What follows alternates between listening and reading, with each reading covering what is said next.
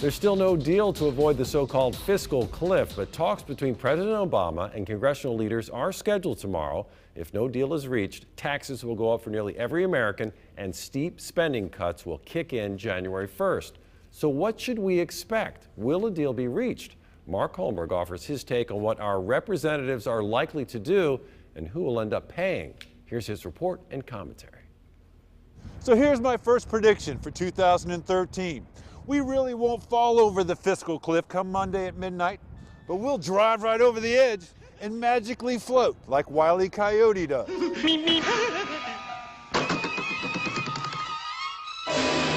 Then the deadline spending cuts and tax increases will be postponed until all the newly elected lawmakers can make it to Washington, D.C.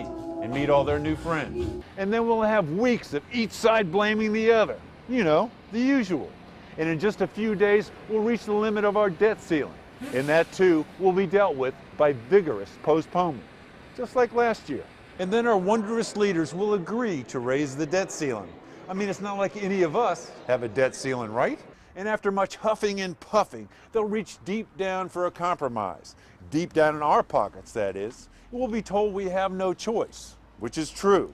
Unlike them, we have to pay our bills, especially our taxes. But here's the good news. They'll agree to a small but seemingly sizable portion of the spending cuts, arguing that truly slashing government spending could further rattle our shaky economy. And then they'll raise our taxes, of course, but only half as much as called for by the partisan brinksmanship and fiscal cowardice that built the fiscal cliff, which means poor people will still pay no income taxes and they'll still get all their benefits. The lower 20% of wage earners, the lower class, is going to pay about $200 more a year in federal income taxes. And the middle class, that middle 60%, they're going to pay about $1,000 more each year. In the upper 20%, the upper class will pay about $7,000 more a year. In that evil 1%, they get to pay about $60,000 more a year each. Then each side will take credit, but President Obama will be praised for keeping us magically afloat. And then the best part, we'll get to do it all over again at the end of next year.